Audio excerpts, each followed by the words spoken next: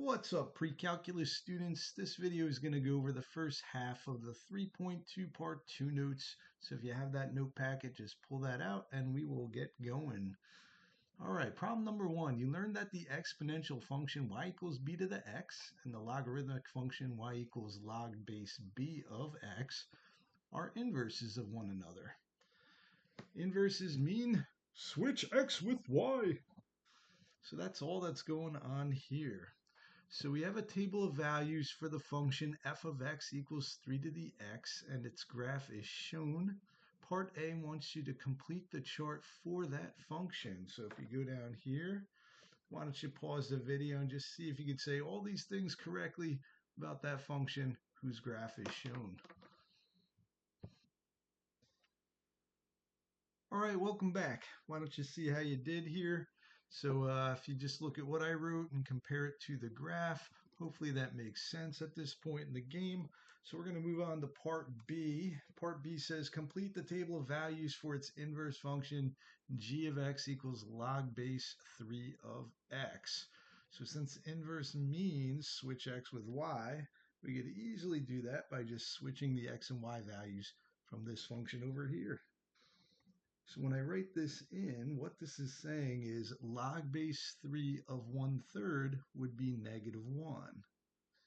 And that's because if you raise 1/3 to the -1 power, you will get, if you raise 3 to the -1 power, you will get 1/3. All right, so we could do that with the next 2 points. And like I said, if we fill in 1 for x, log base 3 of 1 is 0 because 3 to the 0 power makes 1, and log base 3 of 3 is 1 because 3 to the first power is 3. So we're going to plot those 3 points. So 1/3 -1, 1, 0, 3, 1. And we're going to get a curve. And, just keep in mind the original function had an asymptote of y equals 0. So its inverse, if you think about it, should have an asymptote of x equals 0, which would be the y-axis. So when I draw it, I'm just going to get very close to the y-axis, come on up, and go through these points. Okay, so we graphed the function. D wants you to complete the chart for that logarithmic function. So why don't you pause the video, see if you could figure this out on your own first. And then when you unpause the video, you can always go back and fix anything you got wrong. Okay, welcome back, everybody. So let's see, our domain would just be 0 to infinity. So like I said before, the y-axis is a vertical asymptote, and your graph is going to stay strictly to the right of that y-axis, causing the domain to be 0 to infinity. The range will be all real numbers. Now this curve is rising, it's just very slowly rising, but it's always going to go up and up and up with no restriction.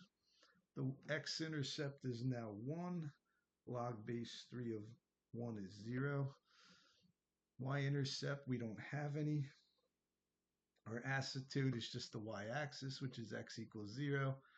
And as far as the limits go, I wrote it this way because the graph is not going to hit the x-axis. So we have to say as x approaches 0 from the right.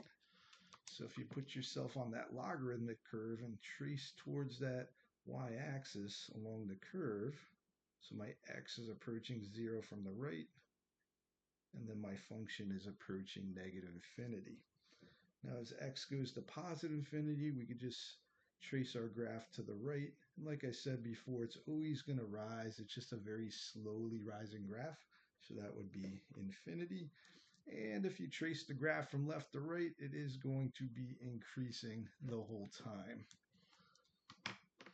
Okay, so the last question up here, part E, says the dashed line is the symmetry line for the inverse functions in general. What is its equation? So hopefully you just realize this is the line y equals x. So we could just say y equals x. Okay, welcome back, everybody. So now we're going to hopefully develop 2 useful logarithm facts which will be down here. But we do have to go through this first, so just bear with me. So when we say what is the inverse of y equals b to the x, I just want to remind you what that looks like. So if we start with this equation, inverse means switch x and y, which is actually what I just did. And then going from here to here, I'm just changing this exponential form into its corresponding logarithmic form, which just means we're getting the y by itself when we do that. And then that takes us to this equation here, which would be our inverse of y equals b to the x. So when we were talking about inverses earlier in the year, for example, we could just call the one equation f of x and the other one g of x.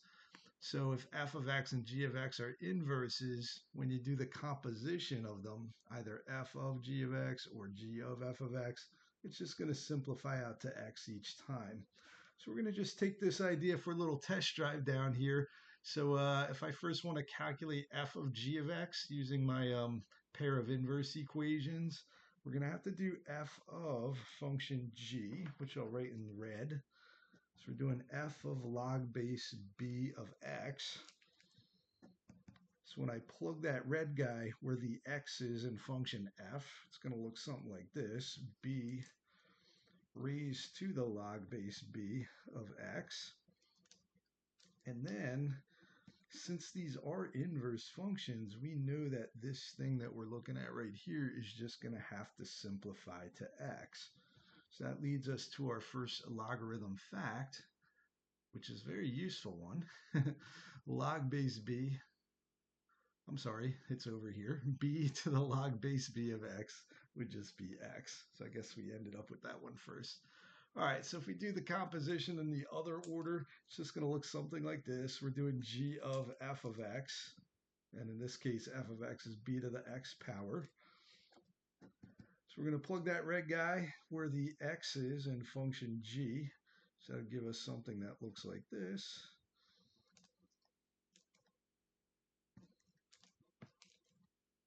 And since these are inverse functions, this would just simplify out to x as well, which is actually that first logarithm fact down here. Okay, so now that we're aware of these facts, we're going to be able to use them, as we go along with some of these problems. All right. So if I want you to evaluate each of these things without a calculator, we're just going to use these logarithm facts. So log base 3 of 3 squared is going to have to simplify out to 2, just using this idea here of inverses. Now when you see log 10 to the negative 1, just remember the subscript is 10. This is a common log. So again, we're just dealing with this logarithm fact, and that's just going to simplify out to negative 1. Now this one corresponds to our other logarithm fact. So if we have 5 to the log base 5 of 25, that should just simplify to 25. Now that one you could actually do in steps, because if you just focus on the exponent, hopefully you realize that log base 5 of 25 is just the number 2. And then when you do 5 squared, you would get 25 as an answer. So we could actually just write this one in steps and say, oh yeah, that kind of makes sense. Now up here we have a little problem because we wouldn't know what log base 2 of 13 is without a calculator, but it's going to be some decimal. But if you do 2 to that decimal, it should take you right back to the number 13. So we are using that last fact when we do these. Okay, now for the last part, the basic properties of logarithms. So log base b of 1 is going to equal 0. And that's because when you do b to the 0 power, you get 1. Log base b of b is 1 because b to the first power is b. And this is always going to simplify to x. And that's going to simplify to x as well, just because b to the x and log base b of x are inverses. And that would be the reason. Okay, so we could run with this idea down here with our common logs. So log base 10 of 1 is just going to be 0. And that could also be written without the subscript. So this would be 0 as well. Log base 10 of 10 is 1. Here would be 1 again. Log base 10 of 10 to the x power. Well, that kind of ties into this rule here. So that's just going to simplify to x. And when the subscript's not written, it would just look like this. And then the last guy would also simplify out to x based off of this inverse property from before. And that would be x as well. All right, so why don't you pause the video so you can just write in these last 8 and just using what you learned today, and we'll check it out in a second. All right, welcome back, y'all. Here we go. So hopefully you realize the pattern here. So when the subscript is e, we can just call that ln without writing the subscript. And yeah, these last 4 that I circled in red are very widely used in calculus, so it's something you're going to want to try to remember as you move on in your mathematical journey. All right, guys, that wraps it up for this video. I will talk to you all next time. Toodles.